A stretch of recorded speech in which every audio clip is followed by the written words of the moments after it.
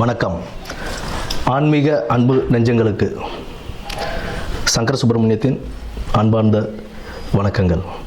இப்போ நம்ம பார்க்க போகிறது மாசி மாதம் பற்றிய ஒரு சிறிய குறிப்பும், பின்னர் அந்த மாசி மாதத்தில் 12 ராசிக்காரர்களுக்கும் எப்படி இருக்குது அப்படின்றத பொறுத்து தான் இப்போ நம்ம பார்க்க போகிறோம்.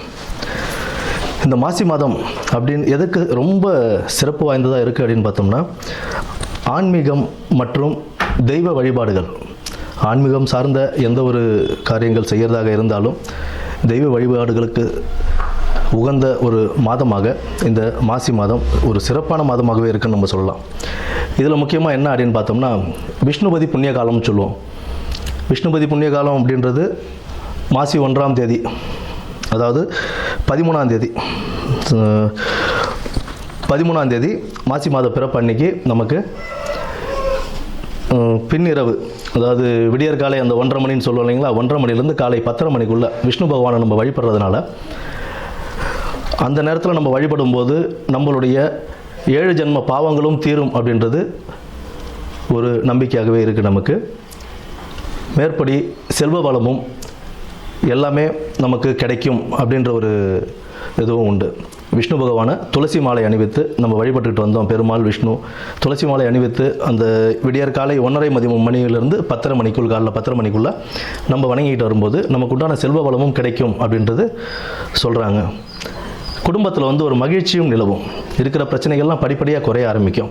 அதாவது இத்தனை வருடத்தில் நீங்கள் ஏகாதசி விரதம் இருந்திருப்பீங்க அப்படின்னா, அந்நிய தினத்துக்கு விஷ்ணுபதி புண்ணியகாலம் அப்படின்ற அந்த தினத்தில் நம்ம விஷ்ணுவை வழிபடும்போது எத்தனை ஏகாதசி, பல ஏகாதசிகள் விரதம் இருந்ததுடைய பலன் நமக்கு கிடைக்கும் அப்படின்றதும் சொல்கிறாங்க. அடுத்தது பார்த்தோம்னா, இந்த மாசி மாதத்திலேயே சிவராத்திரி, மகா சிவராத்திரின்னு சொல்லுவோம். மாசி மாதத்தில் வரக்கூடிய சிவராத்திரியை, அந்த சிவராத்திரி சிவபெருமானுக்கு உகந்த ஒரு தினமாக நம்ம அதை கொண்டாடிக்கிட்டு இருக்கோம், மகா சிவராத்திரியை.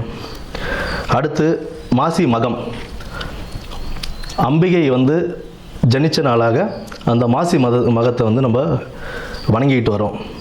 அம்பிகைக்கு ரொம்ப உகந்த நாள் அந்த நாளில் தான் நமக்கு இந்த நீராட்டெல்லாம் செய்வாங்க. கடலில் போய் குளிச்சுட்டு வர்றது, இந்த மாதத்தில் அதெல்லாம் செய்யும்போது கடலில் குளிக்கிறது, ஆன்மீக ஸ்தலங்களுக்கு போயிட்டு வர்றது, இதெல்லாம் ஒரு பெரிய புண்ணியத்தையே தரக்கூடிய ஒரு மாதமாக இந்த மாசி மாதம் அவ்வளோ சிறப்பு வாய்ந்த மாதமாகவே இருக்குது. இந்த மாசி மாதத்தில் பெண்கள், திருமணமான பெண்கள் தாலி பிரித்து கோத்தாங்க அப்படின்னா அவ்வளோ விசேஷம். அடுத்தது இந்த பூணல் அணிவிக்கும் இதுவும் சொல்லுவாங்க. மாசி பூணல் பாசி படியாதுன்னு சொல்லுவோம். மாசி மாதம் பூணல் அணிஞ்சால் அவ்வளோ விசேஷமாக கருதுவாங்க. புதுசாக பூணல் போடுறாங்க அப்படின்னா, யஜ்ஞோபவிதாரணம் செய்கிறாங்க அப்படின்னா, அதுக்கு மாசி மாதத்தை மேக்ஸிமம் ஆட்கள் மாசி மாதம் தான் தேர்ந்தெடுப்பாங்க. ஏன்னா அவ்வளோ விசேஷமான ஒரு மாதமாக இந்த மாசி மாதம் இருக்குது. அது மட்டும் இல்லாமல் புனித நீராடுதல், விரதங்கள், குலதெய்வ வழிபாடு, இதெல்லாம் நம்ம பண்ண இந்த மாதத்தில், இந்த மாதம் ஃபுல்லாகவே ஒரு சிறப்பான மாதம் தான். ஆன்மீகத்துக்கும் தெய்வ வழிபாடுக்கும் ரொம்ப ஒரு சிறப்பான ஒரு மாதமாகவே இந்த மாதம் அமையும். இனி வரப்போவது 12 ராசிகளுக்கு உண்டான பலன்களை என்னன்னு நம்ம பார்ப்போம். நன்றி, வணக்கம். விசாக நட்சத்திரக்காரங்களுக்கு இந்த மாசி மாதம் நமக்கு எப்படி அமைய போகுது அப்படின்னு பார்த்துருவோம். தெய்வீக சிந்தனை அதிகரிக்குங்க. தெய்வீக சிந்தனை அதிகரிக்கும். பூர்வீக சொத்துக்களில் இருந்த பிரச்சனைகள் கொஞ்சம் கொஞ்சமாக விலகி வந்துக்கிட்டே இருக்கும். உங்களுக்கு தொழிலையும் வியாபாரத்திலையும் சிறு சிறு தடங்கல்கள் ஏற்பட்டாலும் அது ஒரு நல்ல முன்னேற்ற பாதைக்கு உங்களை வழிவகுத்து கொண்டு போய் அதில் வெற்றி அடைய செய்யக்கூடிய ஒரு நல்ல மாதமாகத்தான் இந்த மாசி மாதம் உங்களுக்கு அமையுதுங்க. உடல் ஆரோக்கியத்தில் சற்றே கவனம் தேவை. கண் சம்மந்தப்பட்ட பிரச்சனைகளுக்கும், வயிறு சம்மந்தப்பட்ட பிரச்சனைகள், மூட்டு சம்மந்தப்பட்ட பிரச்சனைகள்லேருந்து விடுபடுறதுக்கு நீங்கள் உங்கள் உடல் ஆரோக்கியத்தை பேணி காக்கிறதும், ஆரோக்கியமான உணவு பழக்க வழக்கத்துக்கு உங்களை நீங்கள் மாற்றிக்கிறதும் ரொம்ப முக்கியம். இந்த ஜங்க் ஃபுட்ஸு, வெளியில் ஹோட்டல் ஃபுட்ஸ் இல்லை ஃபாஸ்ட் ஃபுட்ஸ் இதெல்லாம் எடுத்துக்கிறத விட வீட்டிலேயே ஆரோக்கியமாக எப்படி சமைச்சு சாப்பிட்டு நம்ம உடல் ஆரோக்கியத்தை எப்படி பார்த்துக்கணும் அப்படின்றத நீங்கள் முக்கியமாக பார்த்துக்கணும்.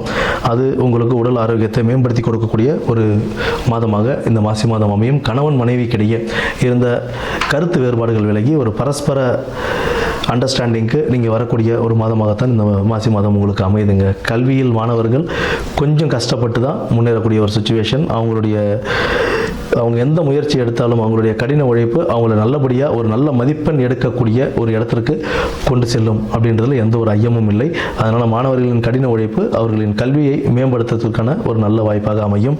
தொழில் வியாபாரத்தில் புதிய முதலீடுகள் விரிவாக்கங்கள் தற்போதைக்கு வேண்டாம். போக போக உங்களுக்கு தானாகவே அது வழிவகுத்து கொடுக்கக்கூடிய ஒரு மாதமாக இந்த மாசி மாதம் கொடுக்குங்க. உங்களுக்கு மேற்படி உடல் ஆரோக்கியம் கவனத்துடன் செயல்பட்டு இந்த மாதத்தில் நல்லபடியாக நடந்து நல்லபடியாக முடிச்சு கொண்டு போகிறதுக்கு நீங்கள் ஆஞ்சநேயர் பகவான் வழிபாடு தினமும் ஆஞ்சநேயர் பகவானை வழிபட்டுக்கிட்டே வந்தீங்க அப்படின்னா உங்களுக்கு ஒரு நல்ல ஒரு வாழ்க்கை முன்னேற்ற பாதையை அவர் காட்டி கொடுப்பாரு. நன்றி, வணக்கம்.